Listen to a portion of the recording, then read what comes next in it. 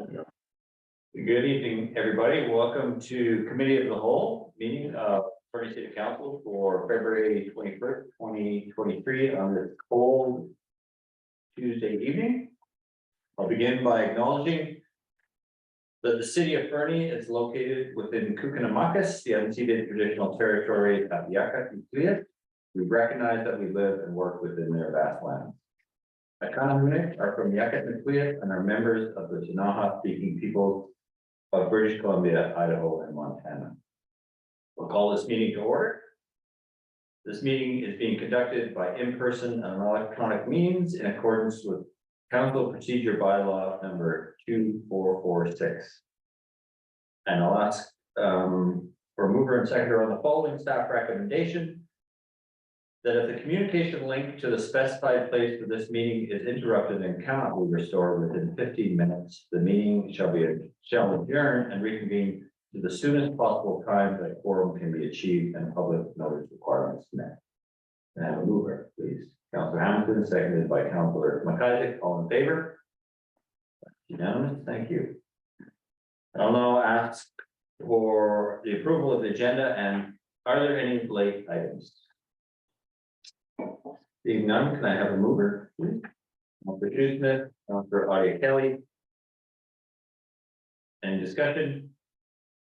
All in favor? Thank you.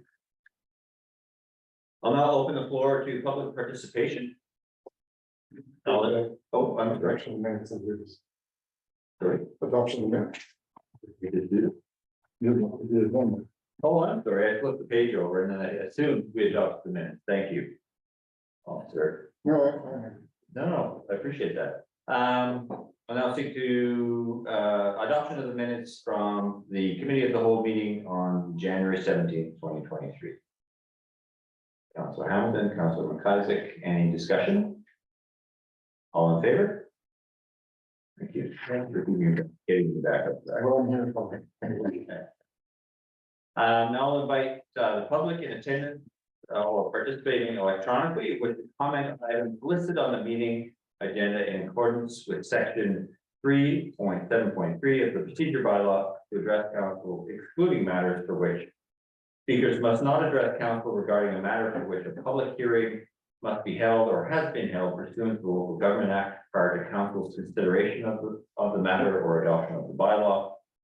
Speakers must not address council regarding a permit for which public notice must be given or has been given pursuant to the Local Government Act prior to council's consideration for issuance of the permit.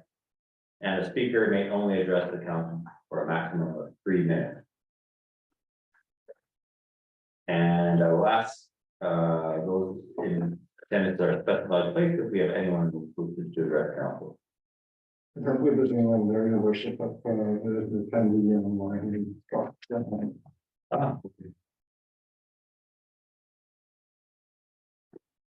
Hi there, Mayor Milligan. There, if you're ready, I will invite Don Day to speak to council.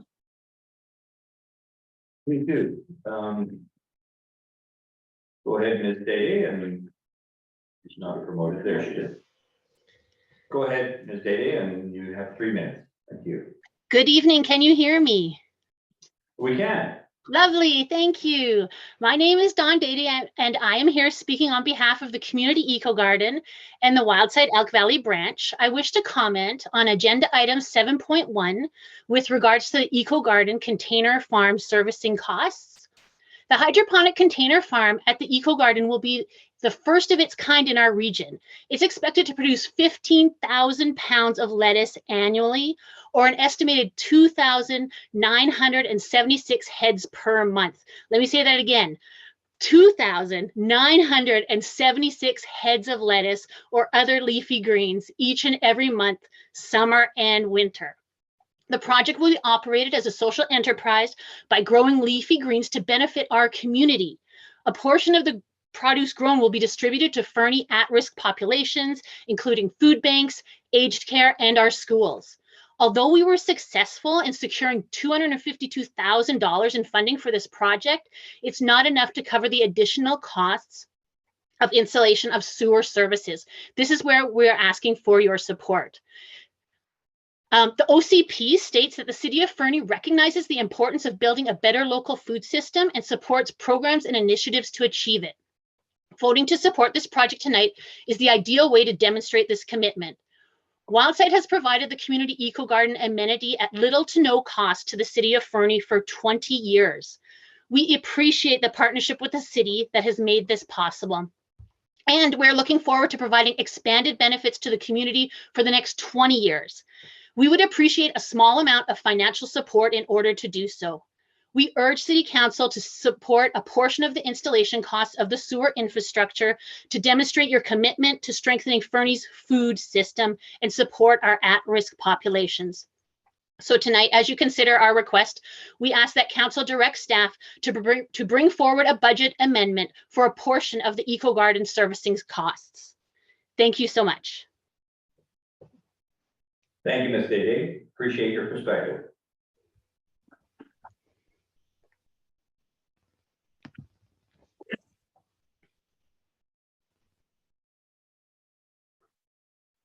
If there are no other attendees wishing to address council, we will move on. Seeing There's none, no one else in the waiting area. thank you for that. Which brings us immediately to the item that we stated addressed, the Eco Garden Container Farm Service call. And I believe it's going up. Thank you. If I may, your worship and council, our director responsible is unfortunately not able to attend. He's unavailable. So I will do my best to clarify the point in the report. What else I presented to council on the plans to expand the Eco Garden to include the hydroponic farm in April of 2022. And they requested the renewal of their land use agreement to expand the footprint and in-kind support for municipal site servicing to extend to the proposed hydroponic container farm. Council did resolve that staff bring back to council the implications and potential impacts / opportunities in supporting the Eco Garden to allow the stage 2 expansion. Staff have worked with Wildside since this time and have determined that no new land expansion is required for the placement of this, and we call it a container farm, although it is a constructed building, roughly in the same dimensions, but I do want to be clear, it's not a storage container, it is a built, design, stamped structure. And that the existing land use agreement should suffice and is in place until September of 2024. Staff then engaged with ISL Engineering, who are our general engineering consultants, to design and cost out a servicing extension. The Class B estimate includes waterworks, sanitary, sewer, and related maintenance elements like catch basins. It does total $30,273.75 for the combined work. Those costs include extending services to the location, additional work to place the what we call container with the building and connecting it to the services required with applicable permits. There are attachments that show the proposed site servicing plan and the design and cost estimate attached to the report as well. Staff have noted that we do support, there is strong language in the OCP stating where practical and feasible to provide services to community gardens. We have previously provided yard water hydrants for servicing community gardens, which is typical for your basic community garden before they become more complex or more complicated. And that we do support, encourage, and facilitate community gardens on city-owned property. The one note we just wanted to highlight here is that the land use permit does state that all utility costs are the sole expense of the permittee, and so that is a laid out expectation already. However, the report, as I noted, is provided for council information in response to the previous resolution. Any questions? Comment. Thank you, your worship. Just a question to staff, Mr. Bornowski. Is there yearly servicing to this? Container farm as well? And we have not cost out the annual maintenance or eventual lifespan and replacement for this amount of servicing, given that the understanding or the undertaking was done on the basis that we were undertaking the cost estimate to bring back to council. to understand what the implication would be. And these designs and this cost estimate are, of course, public, but also could be provided as master file to the applicant, to Wildlife, should they wish to proceed with this plan. But I do not have, no, I do not have those. Couple of questions, if I may. All utility costs are the sole expense of the permittee, because. So. Is that an interpretable, if you will, language in terms of that is referencing the cost of, for example, power, water, existing on the site being their responsibility and not necessarily the addition of utilities to the site, if you understand my question. I suppose you could interpret it that way. I would suggest that the installation and connection of utilities is part of the cost of having it in the first place. Yeah, fair enough. That's not to say that staff don't appreciate the project and appreciate that it is a model project for, certainly for our part of the country. Yeah, no, I agree. Any other questions? Oh, go ahead. Oh, there we go. You want me to go first? I'm just wondering if, staff has an idea of what the charges, the water connection and user charge bylaw, if we don't have a container farm, sort of, like, what would be the charge for that? Do we have an idea, or would we need to create a new? I will have to look at our fee bylaw and Okay, our good. definitions and then bring that back to you, but I can do that. I just wondered if we had any information from WildSite, if they had possibly explored any other additional source of funding besides the city for that extra money. I do not at this time, but I do not know if that inquiry has been made specifically. Do we know, Michael, sorry, Mr. Boranowski, if there's, I understand there's effluent from these container farms. Do we know the quantity of effluent and the period in which it needs to be drained and refilled? I do not. I suspect that technical information would be attached to design and plan for the building and the system itself, and it's something that we can secure from one site. Thank you. Many questions about this, but I just want to say that, you know, it's not very often that I disagree with staff recommendation.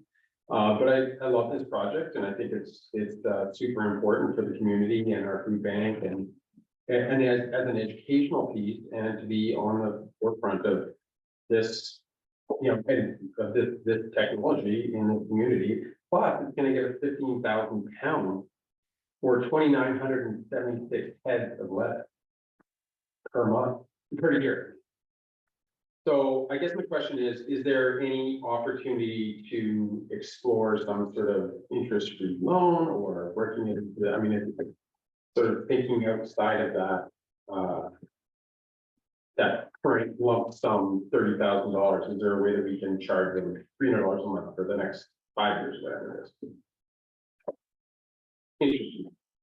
Fair question. Mr. Boranowski. With I would have to consult our director of finance and likely go consult some colleagues on how you would create a fee like that would be recoverable over some time to work with their business plan. That's likely best formed through a council direction or a council resolution directing staff to collaborate with WildSite to develop financing options for the utility fee and development. Down, down. And my question's in very much the same vein. Is WildSite currently paid property tax on the land they're using for eco garden? I do not believe so, but that is something that I'll have to confirm. And my bouncing ball is, there's a way to essentially put a lien on the property or a partial tax on the property to cover utilities cost over, whatever time frame from the acceptable lifespan to amortize that out, but. Much like what Councillor Nixon has already said, like, I feel like this is an extremely valuable project for the community, both for what it's anticipated to produce as far as food and security for our community in that regard, but also to be in the forefront, to be a leader, to be a pilot project. I don't want to see the $30,000 become the sole reason why it doesn't happen. I want to try and figure out how we can creatively overcome that barrier, but at the same time, I'd like to see those costs recuperated in some manner through some sort of agreement. Thank you.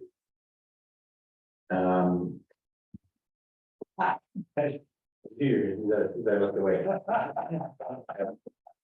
Thank you, Rick. I think it's a great project. I think it's unfortunate timing asking for money right now. It's very challenging to do so.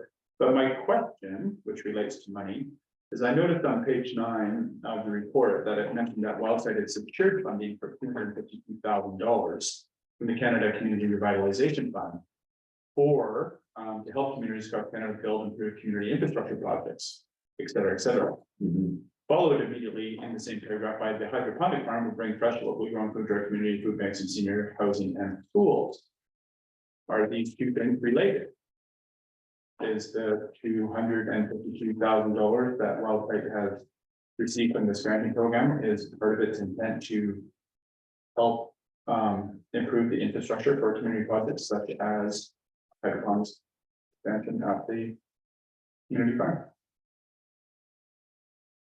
And if so, then it feels like the problem is solved. I'm not sure why we're being asked for $30,000. No, I understand your question. I think, well, we just heard from Ms. Day that covers the purchase of the container farm itself and not the additional infrastructure. That's $250,000 for the. That was my understanding, but we'll have to go back to the website, I expect, and then. If she said that, I missed that, I apologize. Just from my memory of a staff report when this first came in front of us, some of that was for training as well. So there was $30,000 or something to that effect for training for 2 people to go to the container. And that's my belief. Yes. Yeah. Okay, all right, thank you. Yeah, I missed it. We'll remember how that. There. Yeah, it wasn't clear to me. Thank you for that clarification, Councilman Nixon, but Ms. Daly did make it clear that $252,000 would not cover the installation of the. I would like to know in terms of the effluent from this, what is, how often, how much? You know, I imagine quite nutrient rich. Does that create an issue for our treatment system? I don't know. But there, yeah, given that is also in a considerably vulnerable state at the moment, we need to consider the addition of that to the system. Council.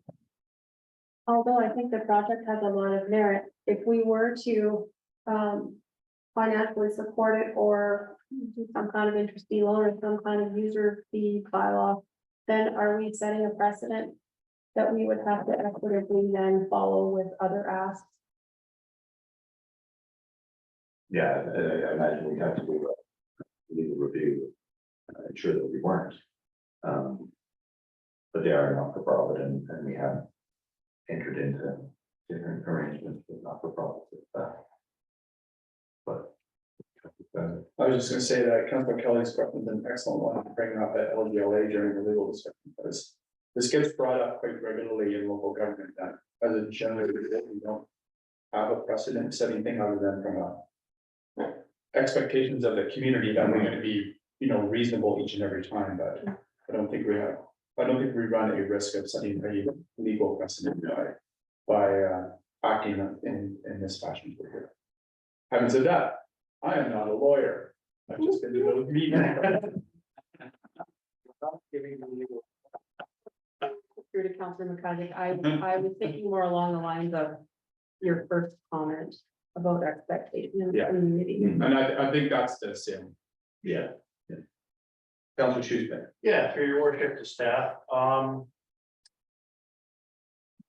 maybe I missed it, but what's the service like on this thing? I'm just curious. You did not miss it, and I wish I had that information for you today. I do not. We simply got a Class B estimate of the cost to install the servicing to bring back to council so that they understood that.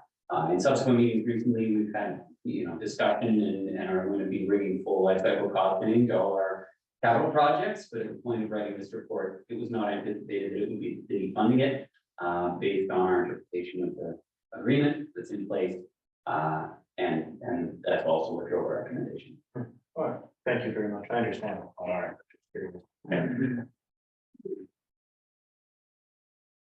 Well, I like everyone, or those that expressed it, I like the project as well. I think, given the nature of our community and issue to food security, we're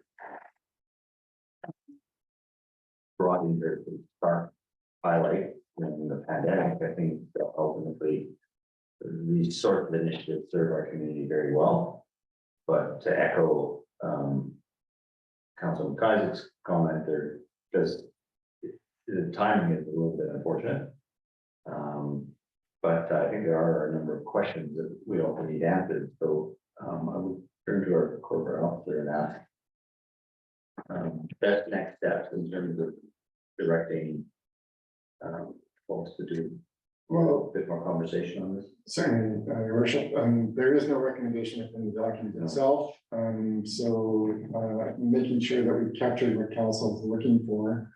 And I'm hearing a couple different things, so I want to make sure I got it correct. I'm thinking council or staff are being directed to see if there's a potential for a financing solution. Is that one of the requests? Yeah. So essentially, in that case, I would suggest wording to the fact that is there a legal method to finance this? And what would that look like? Could be, and then the other one would be to ask Law outside to respond to a couple of questions, being sort of like of the facility itself, and not just the infrastructure and ground, I would think, as well as the effluent question. I have a further question about your worship, and that is with regards to that space in particular. I mean, the city has, well, I was going to say donated, but I guess it costs $10 for them to have that particular area, and they've had it for years and years. If at some point we go about putting in infrastructure for power and water and that sort of thing, what does the long-term use of that space look like, and does the installation of utilities and so on increase the potential property value for that? Could be at some point in the future that garden goes away and we choose to dispose of it. Does it impede our ability to do that because the infrastructure has not been created in such a fashion to support a development there? Like, I feel like there's a little bit more longer term vision that needs to be explored as part of the discussion that goes. But having said that, I do like this project. I think the community garden has been a great thing to have in our community. Agree. I think the city has supported it and with the space and so on, and I hope we continue to do so. So I hope we can find a creative way to do it. That's the rub. Thank you. I just, getting into the finances and everything is too nitty-gritty. I just feel like, it's provided value to the community. Should please be supportive of it, and any further financial analysis and everything takes time and effort. My preference would be to stick to the plan and figure out a way to finance this. I'm sorry, I'm not sure. I Well, understand. we were discussing about the financing mechanism for this. Yes. I just feel like it will be a lot of effort on on their part as well as our staff's time. Knowing fully well that there is a majority support for this program. We should just figure out a way to make this happen instead of asking for more analysis. Is how I see it. Fair. No, thank you for your feedback. Oh, I was gonna make a comments on the projects about kind of future value of the land if we are going ahead and servicing it and what that looks like, both from our perspective and from outside perspective. The other component that I'd like to make sure before we kind of to what Dr. Ramadas is talking about is, you know, are we certain that Wild Site is have used up all of their fundraising mechanisms or exhausted all of their funding potential streams before we start putting that burden back onto the city? fair comment. Okay, thank you. Okay. Thank you for that. You know what I mean, no? Are you comfortable that you? I'm not sure I'm hearing this, I'd like to confirm it.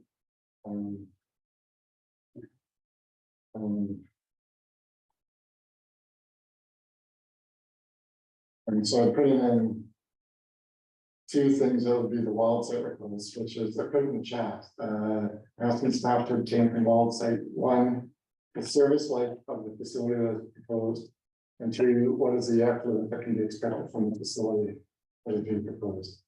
But while I was typing that, I apologize, you were talking about some of the other stuff that you're looking to do. So is the direction now that's going to be considered, which should be by resolution, that staff are directed to see if there's a manner in which we can provide this funding in the budget and then bring that back for consideration. Because the committee of the whole, we can't make a finance decision. No, understood. I think there was an interim step that's suggested by these two councilors, around us, that we go back to Wild Site to inquire whether they've exhausted all their available funding. Right, and Kelly put into the button for the chat, what other funding sources have they attended?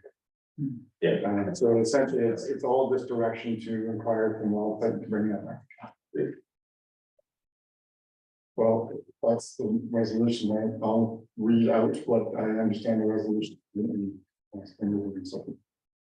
So, council's directing staff to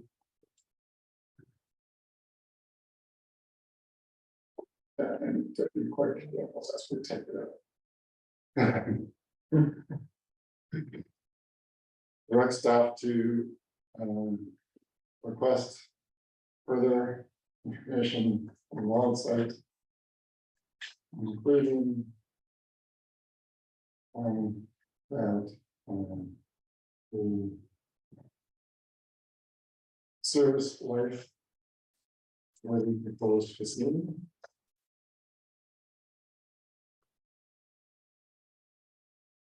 And two,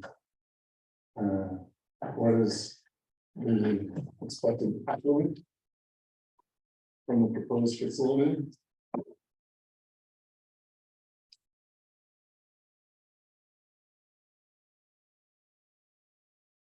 And three, what other funding sources for the infrastructure for the utilities infrastructure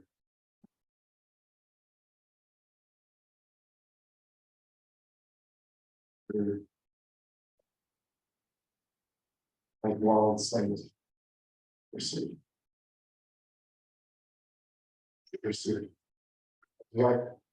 Reflect what other funding sources for the utilities infrastructure upgrade as Wild Site pursuit. One other comment, whether or not it gets added to the resolution, but just to that final point about funding. And I think it was Councilor Nixon brought it up earlier, but the ongoing facilities costs. They have funding secured for that. How is this something that we're going to install and then it's going to end up as an orphaned asset because they don't have the mechanism in place to service it for its expected life? Or just the full life cycle cost from their perspective will be handled. Nothing to do with what Jeff's typing. We should take a different lens to this and,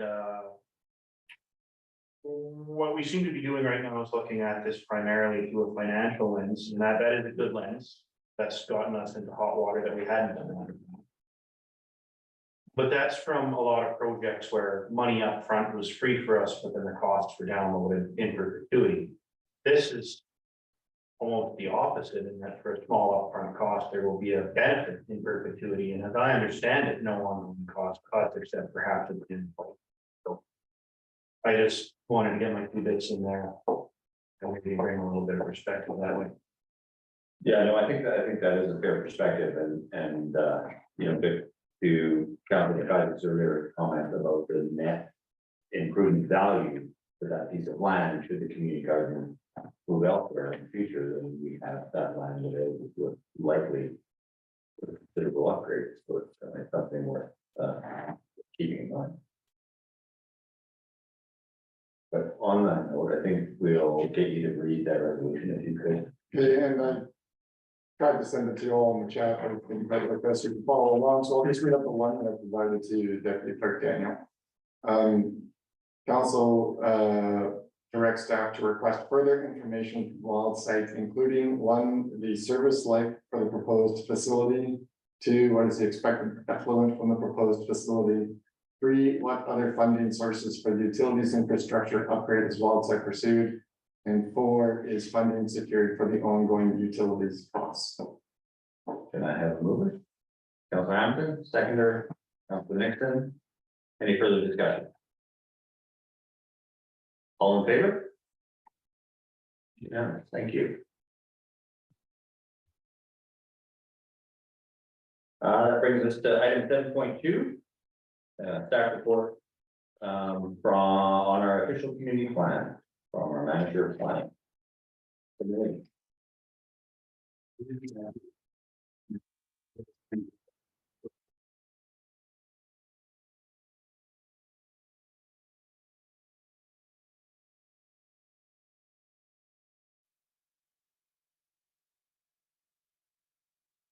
Borowski, good evening, your worship and council. You can.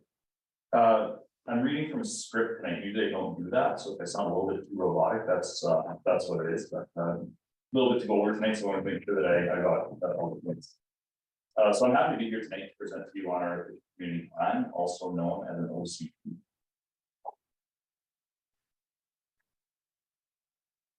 So I know we do have a busy agenda, so I'll try to keep this presentation to about 15 minutes or so. I'd like to look at 5 main themes. First, I want to give you an understanding of what an OCP is. Second, it's important to know the context of an OCP, that is, what we need to include and what we may choose to include.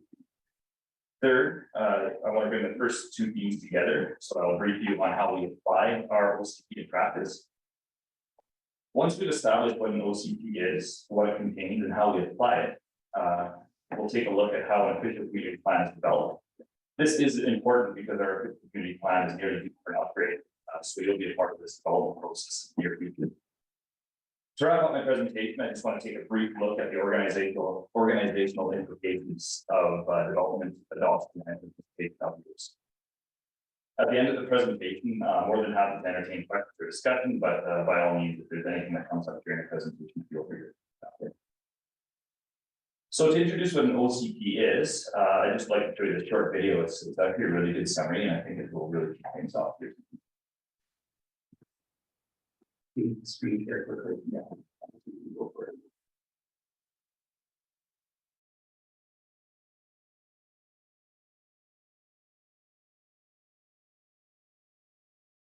So this looks like it. Sorry.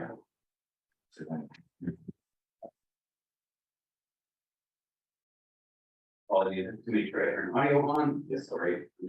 Great world for me, Bill.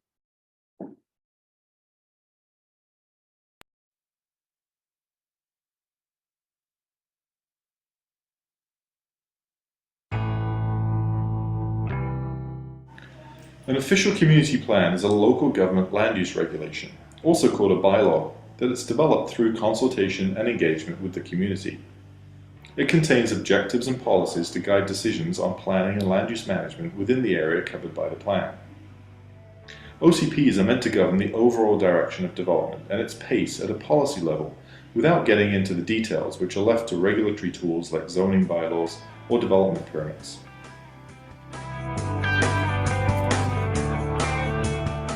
OCPs are significant because after their adoption, all works and bylaws undertaken by a local government must be consistent with the official community plan. Most OCPs apply to the entire municipality, and they are the principal policy document that Council uses to make decisions on matters such as land use, protection of the environment, transportation, economic development, and housing needs. An official community plan is possibly the most important plan for the sustainability of a community. It establishes key policy goals for a community, land use patterns throughout the community that shape how complete any neighborhood is, transportation networks and infrastructure that will influence whether people walk, cycle, and take transit or drive their cars, and the associated emission implications. Networks of greenways and park spaces. Housing types available in each neighborhood that will affect the variety and affordability of housing choices and quality of life. Commercial and industrial development that's the foundation of a community's economy and influences where jobs are located throughout the community. The policy foundation for infrastructure planning that will determine how efficient and sustainable water, wastewater, and energy systems are. Community-wide greenhouse gas reduction targets, policies, and actions to help mitigate the impacts of climate change. OCPs also establish incentives that the municipality may offer to encourage certain types of development, community amenities, or encourage greenhouse gas emission reductions, including policies for density bonusing, and many other aspects of a community, including the leadership role a local government will play around fleet management or premium green buildings. OCPs are typically updated every 5 to 10 years, but their long-term vision means they set a course for many decades.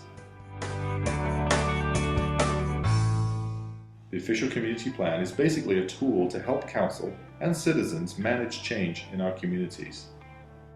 In some communities, an OCP may have more information and play a more central role in governments with policies, regulations, and guidelines. In others, an OCP may be a more overarching vision and policy document that's accompanied by a wide range of policy plans and regulatory documents that cover each issue in more detail. So, the official community plan is an important visionary document. What do you want for the future of your community? What's your OCP going to look like?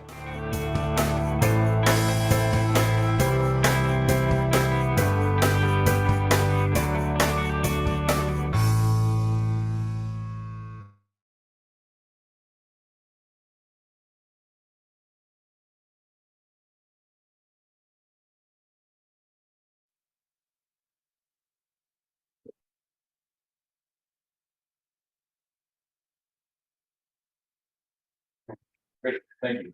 So the local government act describing those OCPs noted in that video as a statement of objectives and policies to guide decisions on planning and land use management in the area covered by the plan, respecting the purposes of local government. However, if I had to describe an OCP in exactly, again, scripted 42 of my own words, I say that an official community plan is a planning document considering input from the entire community that sets out a series of policies, maps, and objectives with the goal of helping city staff and leaders achieve a long-term vision for the community. So the image in this slide is really basic, but we'll come back to it in a little bit when we talk about how we apply our OCP.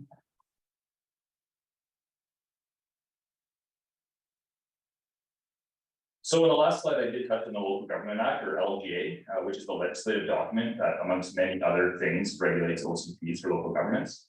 The LGA states that a local government may have an OCP, but if we do have an OCP, it must contain certain statements and map designations. And these, I'll just run through them now. So they include policies on residential development geared to meet anticipated housing needs. For example, our current OCP contains housing policies throughout. One of those policies is that we encourage a spectrum of residential dwelling types, locations, and density in order to accommodate various socioeconomic age groups like and lifestyle improvement.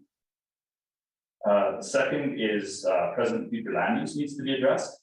That's policies and or maps showing our present and future land use. This, for example, will guide rezoning applications as well as our decisions regarding full land uses.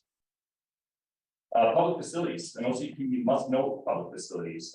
This may mean something as simple as showing the locations of the public facilities on the map, or we can go as far as setting out a set of policies guiding the future of these public facilities.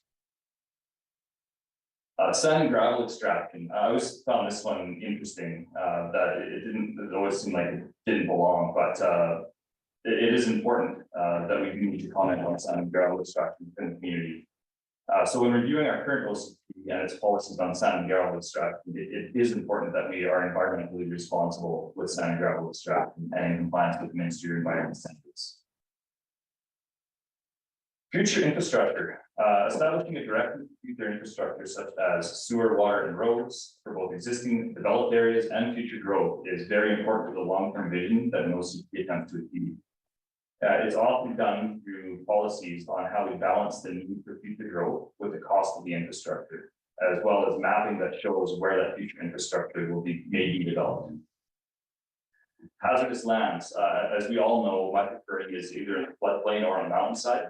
So because of this, it requires policy and maps that ensure that development in these areas is done in a manner that considers topics such as life safety or infrastructure viability. Housing needs reports, or in other words, the recommendations established needs set out in those reports. This is related to that first one that we talked about, residential development to meet anticipated housing needs. However, it is more specific geared towards affordable housing, rental housing, and special needs housing. And lastly, provincial or federal input. This is sort of a catch-all statement that ensures that if the province or government has any other requirements that then are obligated to include in their OCP. There's also a series of optional objectives that we can include in our OCP if we please. This slide here shows those optional objectives, including social need policies, policies related to areas outside of Fernie, so VRDK in this case, development permit areas, and climate action goals. So these options are really general. They allow us to cover a wide array of topics that may be considered important by the community. For example, social needs policies can cover everything from economic development to food and reconciliation, active transportation, arts, culture, food security, and so on. Much of the content of our current OCP is based on these optional objectives, and it's important to remember, even though they are optional, they are just as important as those required ones. Now, I want to come back to the basic what is an OCP slide. It's a great segue to explaining how we use our OCP. So the next slide is a little bit more about data, I guess, or more in depth. So very basically, we use our OCP in two ways. First, and where we've had a really high degree of success, is using the OCP to guide our current planning. This is a current short-range planning exercise to ensure that development today is consistent with the community's long-term vision. For example, when we receive a development permit application, such as a proposed zoning bylaw amendment, we check the proposed amendment against the policies, map, and objectives set out in our OCP. If the proposed change is consistent with the OCP, then we are more likely to make the recommendation to council to move ahead with approval and eventual adoption of that bylaw.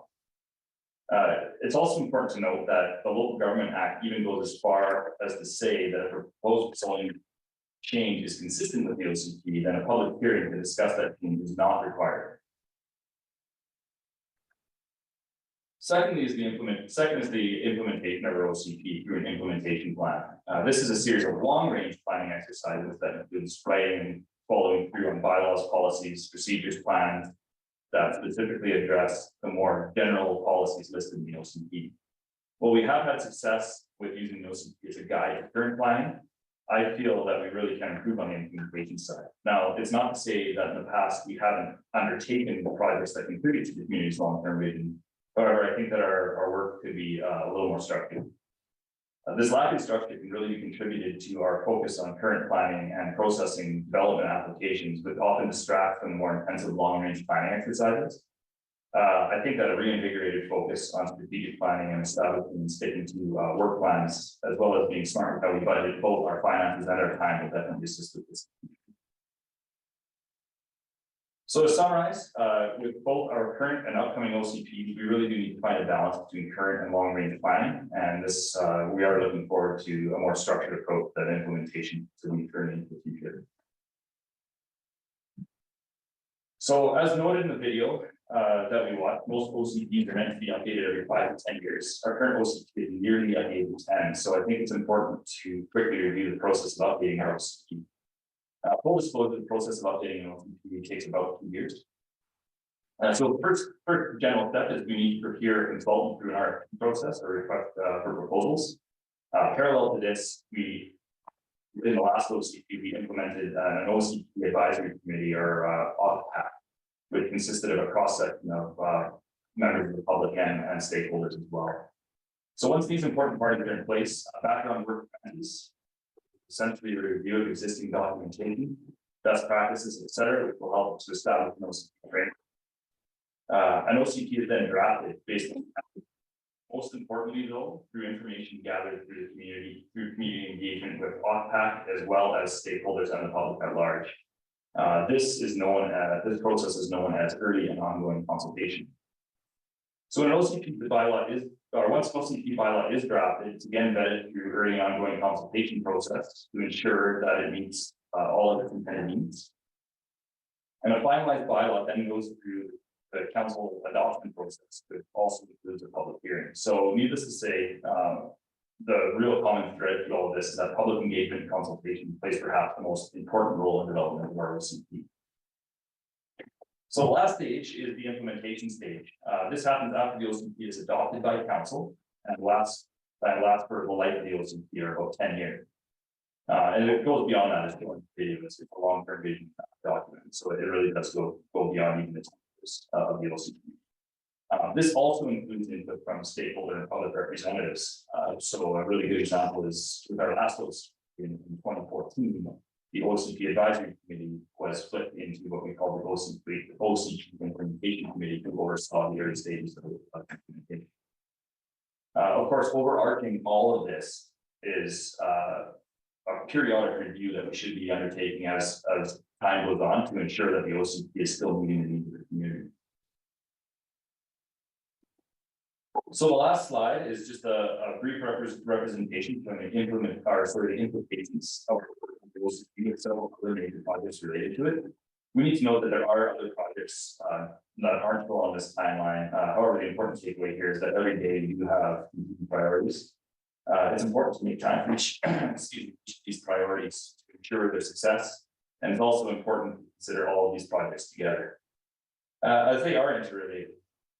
For example, the citizen engagement framework may advise on how we undertake OCP during ongoing consultation, and the projects set out in the implementation plan will inform us both on the council's strategic plan and budget processes.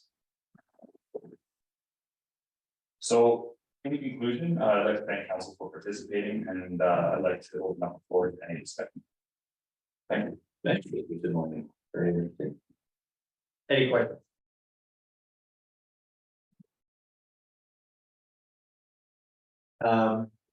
Councilor, please. Thanks, Your Worship. In one of the slides, manager said, short term, it's like there is a good connection between your short term planning with the OCP documentation. The weakness is more in the longer term space.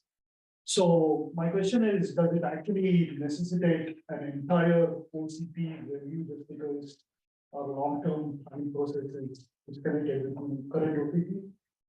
I agree with Councilor on this. I don't think that's not what I was implying necessarily. I think that in the OCP that we have right now, there is an implementation plan that's in there, and for what it's worth, there probably still are exercises that we can go about doing. I just think that the updating of the OCP is just more to modernize it and ensure that it's moving forward with the times. There are a lot of things that we deal with today. For example, global pandemic that isn't covered in the 2014 OCP. So I think that our lack or where we haven't had the great success in the long-term implementation isn't necessarily triggering us to redo our OCP. It's just that the OCP is coming of age and then we move on. I guess what I was getting at is when we do adopt our new OCP, even with the existing OCP, I think it's important to take a step back and look at that long-term implementation and include it in our plans to make sure that both the short term and the long term are working together and that they're both moving forward. You're welcome. It does beg the question, sorry. Oh, go ahead. So the OCP, the OCPAC, which is a really important. Yeah. The advisory committee. So they co-develop, if I understood you correctly, the implementation plan as well. Yes, Your Worship, that's correct. So the OCPAC does go over the they sort of, again, it's a cross section of stakeholders and members of the public that sort of guide the direction of the OCP, they guide the policies of that OCP. And then through work with the rest of the community and the developer, the implementation plan is put in place. Where the implementation is overseen by a group is where that OCPAC becomes the implementation committee, and they sort of put the wheels in motion for that implementation. And it's my understanding now that the implementation committee has been, I guess, disbanded, and it was a part of the process for maybe 2 to 3 years after the OCP was started. Well, I guess, sorry to interrupt, that was the nature of my question, is that if you have an implementation committee, it strikes me that committee should be along for the ride for the life of the project to the extent possible. But then there's a shared ownership of the implementation, because as we know, large projects often fail. Yeah, and I mean, I was fairly new to the department in 2014 when it was adopted, and I don't know the history of why it didn't continue, or if it just got to a point where they did what their mandate was, or what was the minimum of reference, and then it was closed. But yeah, fair. I just wanted to ask, through your worship to Manager Simony, you said public hearings aren't required. Could you just clarify that a little bit? Yeah, so sorry, you worked through to answer the Local Government Act has language that says if something like a rezoning is consistent with the OCP, then a public hearing for that rezoning bylaw is not required. And it's not that the council can make a choice either have a public hearing or not. I guess the thinking behind that is if the OCP has gone through a public hearing process and there already is a plan for that neighborhood, and rezoning is consistent with that plan that's already gone through public consultation, it's already been, I guess you could say, approved by the community. Then they're saying that a public hearing is not required, and that would sort of, I guess, maybe we often get someone that says that they support affordable housing, but not here. And then we can look at the OCP and say, well, the OCP supports here, and that was a process that happened with the adoption of the OCP. So again, if something inconsistent with the OCP is proposed, then yes, public hearing, absolutely. But again, council does this to waive the public hearing or not have a public hearing if it's consistent. Thank you. Councilor Rabbit. Thanks, Your Worship. Just in terms of consultant involvement here, do we understand like what value they bring to the table here? Could we do this in-house? Your Worship, through Councilor Rabbit, I think it's more of a capacity issue than anything. The OCP process is a very one, which there's a lot of public engagement, a lot of open houses, those sorts of activities, and having to do that on our own with our capacity, we'd be overwhelmed with everything else.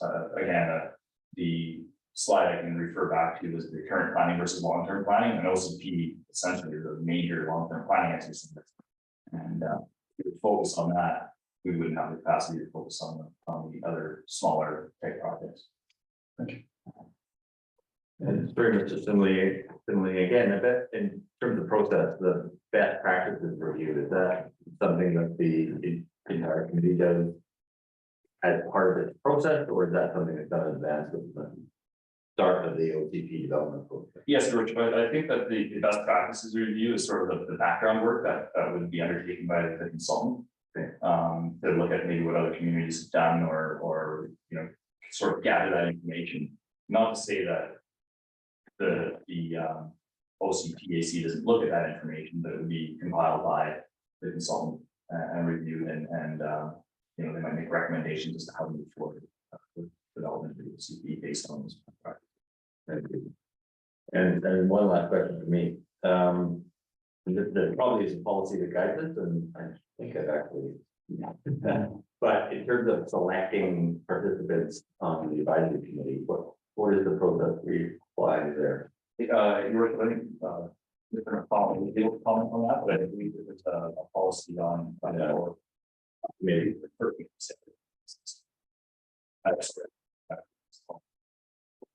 Council and staff would work together to define the makeup and the desired attributes of individuals.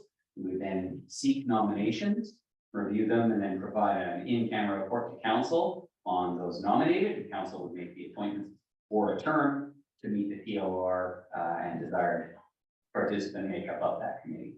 But it becomes a public defensible process. Thank you. And in that context, I suppose we do have the option of including some of that work in the RFP for the consultants, so they can have all of that. Thank you. Any other questions? Thank you, Manager Simone. Very important. I appreciate it. Thank you, Worship. We now move on to item 7.3, a staff report from our Director of Public Service. I will start sharing your screen in a second. Open your.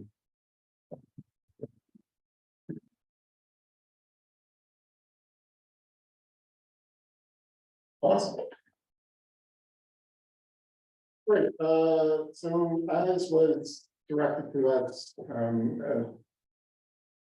November of last year, when we were talking about the council agendas for the 2023 year, where we landed on to some extended meeting rights and all the other things we agreed, staff were directed to bring back a report to council with respect to identifying the space for in-person public attendance. And before I start this, I do want to say that this report, while it's got my name on it as someone providing it, I can tell you without a doubt that this is a geometric report and required a lot of the input from Deputy Clerk Daniel, Business Analyst Challen, Director Jensen, and Director Logan in preparing this, because without their input, this report would be a couple sentences from me saying, hey, we're working on it. Truer words would never be spoken. Michael's laughing because so the direction really was for us to look at a council meeting space which will include in-person public attendance acceptable as identified prior to the pandemic. Attendance and participation by electronic means for council. This is requirement of the procedure bylaw, and I should say out loud to all of you, that's your rule. You can change that rule if you wish, but that's your rule. And attendance and participation by members of staff, delegations, or other members of the public by electronic means. And I do want to share with you that that's a positive thing for us to have in many ways, because we do hire consultants regularly, and they are not always located here. And if it's easier for us to provide them a method to attend by electronic means, that's a money savings thing in the long run for us as well, but probably better for the environment. So right now we're at the proposed location is a Fernie Senior Center. It does meet the requirements. It is acceptable to most members of the public. That space allows for council staff and public to be in attendance and participate. And along with necessary technology upgrades that will enable attendance by electronic means, this diagram is simply for the draft, it's kind of what we're looking from to identify how we're gonna fit this in. As you can see in the bottom right-hand corner, that would be what's known as the main entranceway to go into the space. So where the little blue speakers are would be the other exit from the hall to the side door.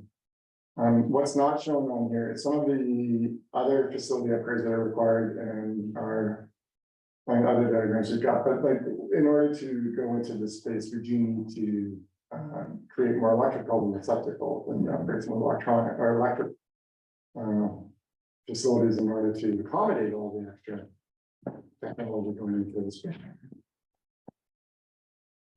So this is directly from the report, that's primarily from business analyst Sharon and Director Logan, but it kind of gives you an idea of some of the list of things that we need. So we need to be modular, we need to get the AV equipment, we need to have the network and hardware security. Business class internet has already been done, that's in place. And also list on their increased electrical outlet. Also staffing this, ensuring that we are setting up and tearing down and budgeting for that. And storage, where we're going to keep all our equipment that we put into that place. These things are all part of the conversation rather than dialogue. So the next one is the actual proposed code.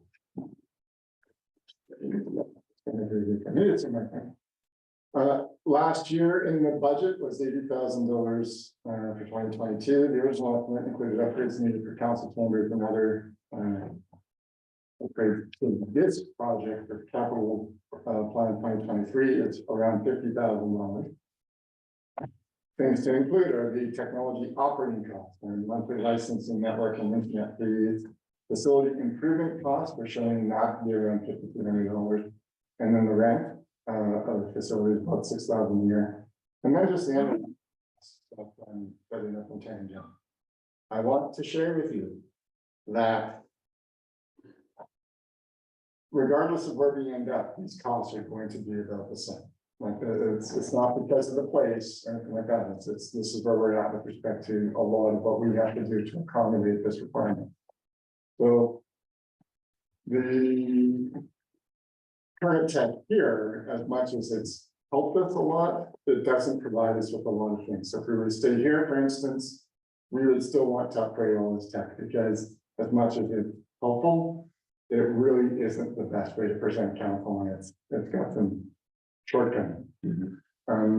As well as obviously the public's not able to not equitably in any case. Because if you did open it up to the public and you brought in persons who could attend here, then you are now providing persons who are ambulatory with greater access, potentially. So it's not necessarily what the direction is there for. So with this and with this current roadmap, the timeline is there is an RFP ready to go for an audio visual consultant to help us acquire all what we feel what is needed to operate the facility properly. That RFP will go up tomorrow. If that's the intent is to award the RFP before March 28th. I will advise council, this is within budget parameters already, and it's in the budget amount. So we are staff are able to, if the RFP comes in at the budgeted amount, able to award this RFP if I can come back to council. So part of the timeline is, though it says March 28th, at that time we'll probably just advise you how we're moving forward with that. Procurement, implementation, audio visual, all the upgrades that we're planning to, once it's awarded, to start to do the actual upgrades. During that time, we'll also develop the processes that staff and council are going to need to know for being in the new meeting space. And the plan would be to be in the new meeting space in June of this year. Of course, that is dependent upon I can't remember the wonderful buzzword that was everybody's supply chain. The supply chain.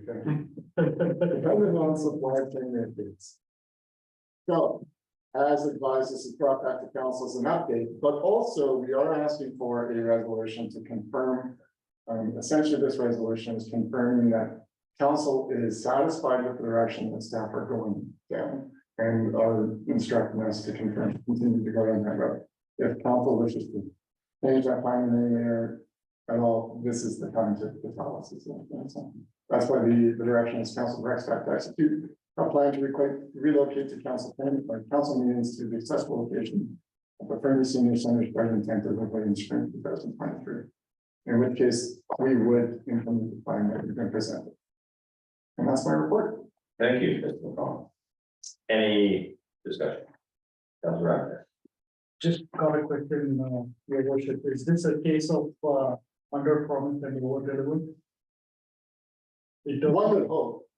In terms of start date being earlier than June. No, literally, we're worried about supply chain issues and ensuring that we acquire all this stuff. We'd rather be committed to a date that could be attainable. If there is any possibility of being in there before June, we would pull the trigger. It's staff are as excited about the possibility of shutting down the specified place as others.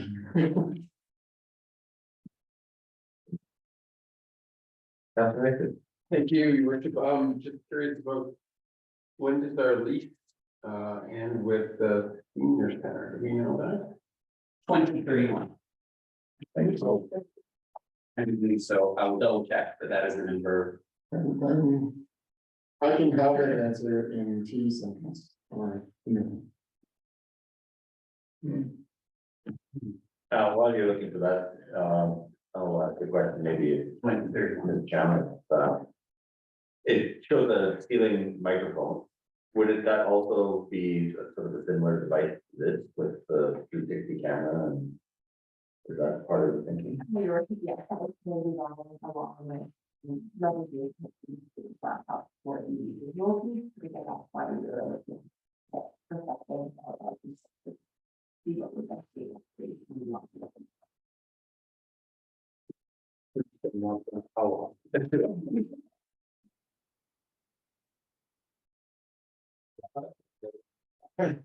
Besides smart out. Yeah. Just curious, since there's gonna be a fair amount of disruption in that space to install AV equipment and electrical outlets and so on. Everything's copacetic with this current users of the facility.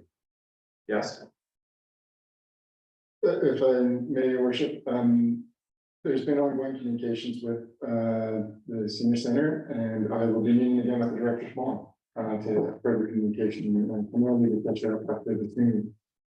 thank you. Thank you, your worship again. Yeah, I just, I like the plan. It's great. I just find it hard for a building that we own. We're gonna have to spend $6,000 a year on rent.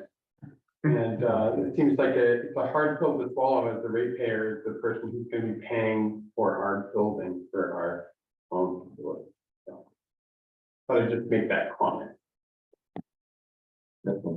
May your worship, I appreciate that. I think that comments we made as well. One of the things we're doing by taking in space the way we are is we're at the same time taking away their capacity to rent it to others. Right. So it's essentially, if anything, it's a replacement of other revenue sources. But on that note, I mean, one of the things we are trying to do going forward, and we've had this conversation before, is to make all of our lease arrangements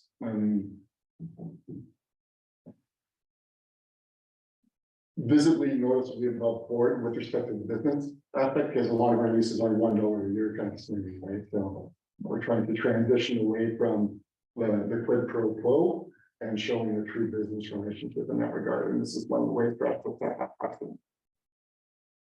Thank you. Any other questions? Sorry, Mr. McConnell, you said at the beginning about, and I don't know if you were leading us there, but the notion of council being able to attend remotely. And that was, you mentioned that the rule, that these are our rules, we could change them. Correct. But that wouldn't represent any considerable savings in this approach in terms of what we're already proposing. No, but I want to make sure that I'm not board with respect to that with council, that it is a requirement that we meet that obligation right now, but that is your rule. Right. It's I not, appreciate it. it's not a legal requirement that we have to have that. It's a rule that we're allowed to have now, so it's a permissive scenario in our procedure bylaw from the community charter, but it's not a requirement. Yeah, and if I may comment, that we've already had circumstances where we've had counselors slightly under the weather and willing to attend remote. I'd like to be able to continue to do that. Or persons in the charter who are away from, Yes, agreed. yeah, Yeah. Then, no doubt. Following that train of thought. If McConnell can refresh my memory as to when we have to adopt council bylaw. Council policy, bylaw.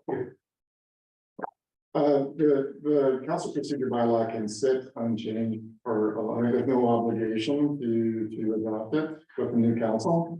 But it's not a recommended practice, so like one of the directions that we took when we created the bylaw was we put into our processes that it will come back for review annually. Right, But it doesn't have per se, but it doesn't have to be changed or re-adopted. correct. So I guess more specifically, my question was the annual side of things and when we would expect to see that again. Shortly, I believe the original adoption was around the summer, so we would be bringing that back, probably around the time we'd be looking to be moving. Thank you. Well, with that, can I ask you to read the resolution? Certainly.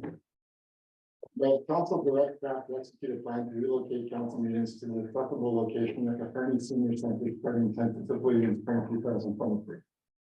Moved by Councilor Hampton, seconded by Councilor Ramada. Any further discussion? All in favor? And that's unanimous. Thank you. Thank you. I'll now seek a resolution to close our meeting to the public. And could I ask you to read the Certainly. recommendation? The recommendation of the meeting to close the public pursuant to section 90 of the community charter as the subject matter is related to subject 91 sub C, labor relations, employee relations, section 91 sub D, the security of the property of the municipality, section 90 sub 1 sub L, discussions with the municipal officers and employees respecting municipal objectives, measures, and progress reports for the purposes of the annual report under section 98 and the municipal report. And I ask for Councilor Kelly, seconded by Councilor Shoesmith. Any discussion? All in favor? We'll now move into the closed meeting and thank everybody who joined us for this meeting.